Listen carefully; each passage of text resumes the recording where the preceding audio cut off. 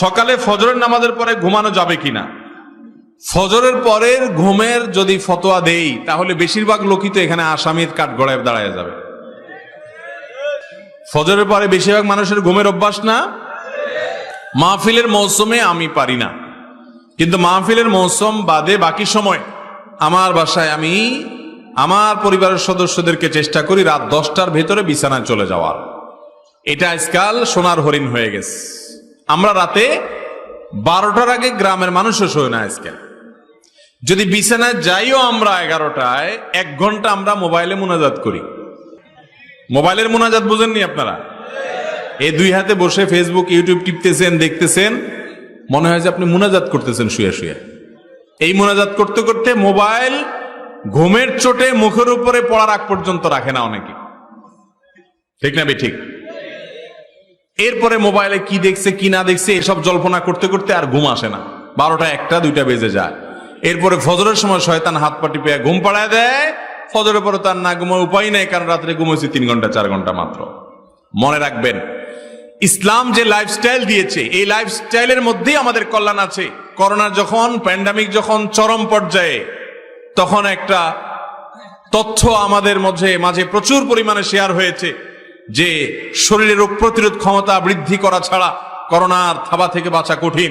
তাহলে রোগ প্রতিরোধ ক্ষমতা কিভাবে বৃদ্ধি করা যাবে, তার জন্য অনেক আমলের কথা, অনেক করণীয় কথা ডাক্তার সাহেবরা আমাদেরকে বাতাইছেন। এর ভিতরে একটা করণীয় হলো রাতে তাড়াতাড়ি ঘুমানো।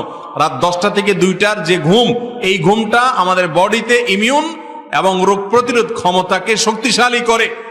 তো নবীজি সাল্লাল্লাহু আলাইহি সাল্লাম এই জন্যই তো বলেছেন যে রাতে এশার নামাজের পরে আর আলাপ সালাপ নয়। এই যে ওয়াজ মাহফিল আমরা করি, এই মাহফিলগুলো গভীর রাত পর্যন্ত করা, এটাও সুন্নাহ পরিপন্থী কাজ। যত দ্রুত সম্ভব মাহফিল শেষ করা উচিত, কারণ রাতে দেরি করে মাহফিল থেকে গেলে ফজর নামাজ পড়তে কষ্ট হবে, ফজর পরে আবার ঘুমানো লাগবে। ফজরের পরে ঘুমানোটা হারাম না, ফজরের পরে ঘুমাইলে বড় কোনো গুনাহ হবে না, কিন্তু এটা অনুচিত, অনুত্তম কাজ, সুন্নাহর খেলাফ কাজ। অনেক উলামায়ে কেরাম মাকরুহ বলেছেন। নবী করিম সাল্লাল্লাহু আলাইহি সাল্লাম ফজরের পরে ঘুমাইতেন না। তিনি দোয়া করছেন, আল্লাহুম্মা বারিক লি উম্মতি ফি বুকুরিহা।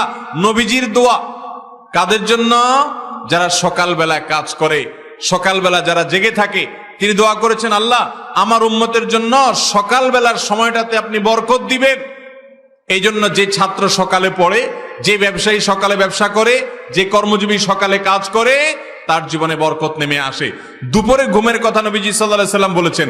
এখন আমাদের সমাজে দুপুরে ঘুম নাই, সকালে ঘুম আছে।